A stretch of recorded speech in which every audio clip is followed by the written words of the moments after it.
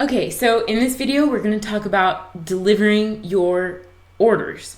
Um, and there's just 5 brief things that I want you to remember.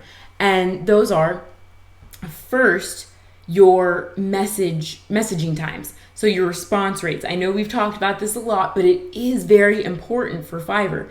So your messaging and how quickly you reply back to messages actually affects how well you show up in Fiverr's search results and how many sales you get.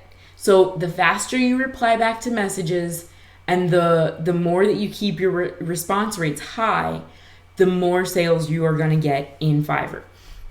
The other thing to remember is when you are delivering, always have a default response, a default delivery message. So, like I've shown you in a couple of the other videos, I'm just going to quickly show you. Oh, I could have gone to messages.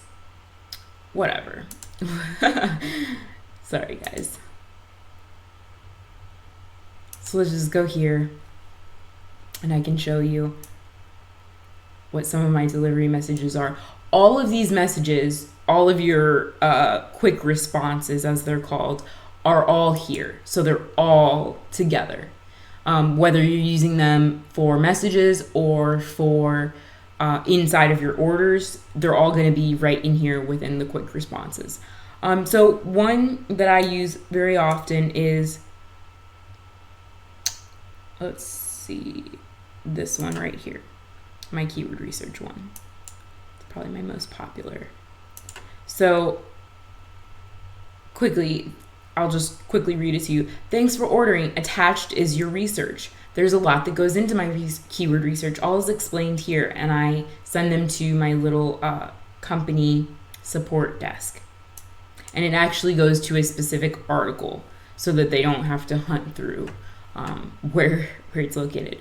Whenever you are looking to rank a keyword, you need the organic keyword competition research, which is what I've just performed.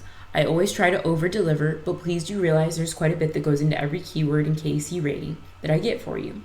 While it is a simplified number from 1 to 80, it really has a lot of reasons why the rankings are the way it is.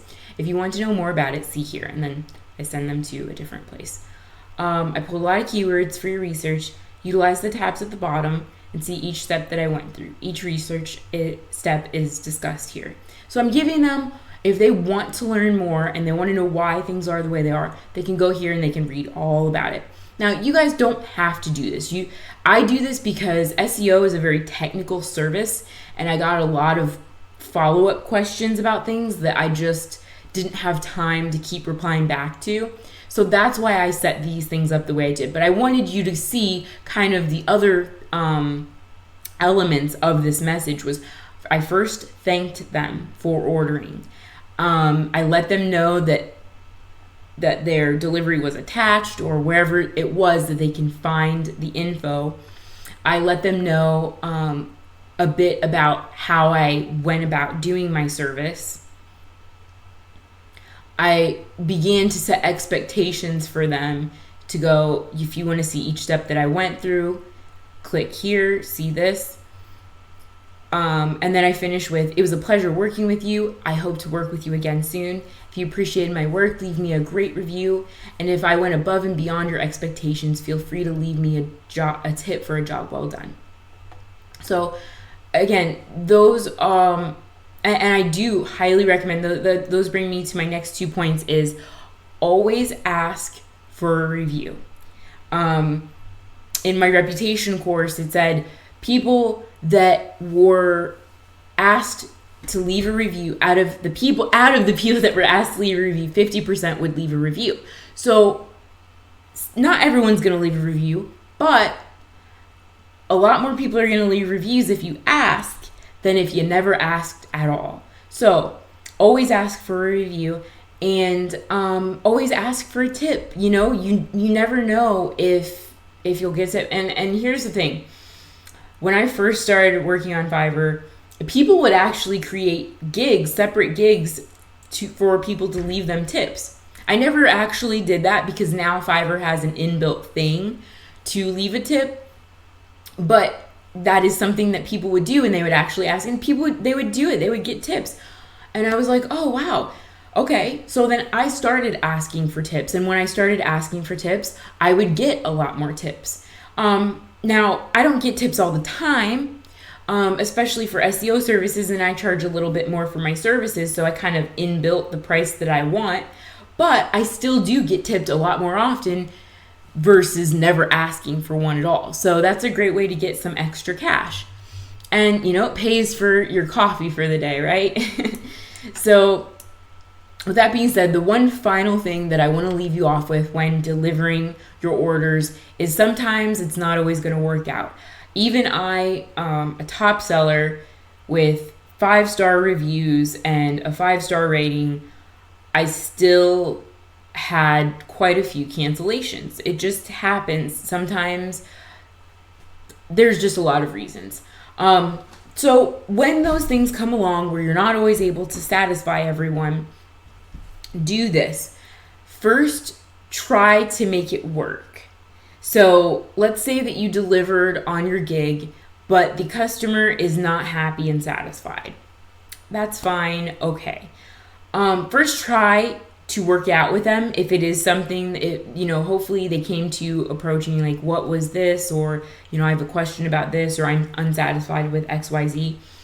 If they approach you like that, do your best to try and work it out with them. Explain your side. Maybe it's just, especially with me, when I was dealing with SEO, because it is something that a lot of people don't fully understand, people wanted refunds where refunds were not due.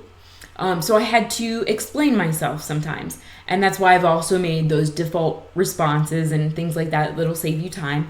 But sometimes people just need a little bit of explaining why something is the way it is to see the full picture. So first try to work it out. If it cannot be rectified, and they're just completely adamant, or they came back to you with, I want a review, or I want my money back, or I'm leaving a bad review, then simply refund them. There's no need to argue with them and get into it where you know that you can't change their mind. And just simply take note of who those people were, so that if they ever do order from you again, which they probably won't, if they were dissatisfied with your service, most times they're not going to come back again. I've only had that happen maybe 1 or 2 times from people that wanted to scam me out of services. But once I reached like level 2, that really didn't happen too much because my prices increased and that weeded a lot of people out. So with that being said, I hope that has answered a lot of your questions when it comes to delivering Fiverr gigs. It's very simple, very easy.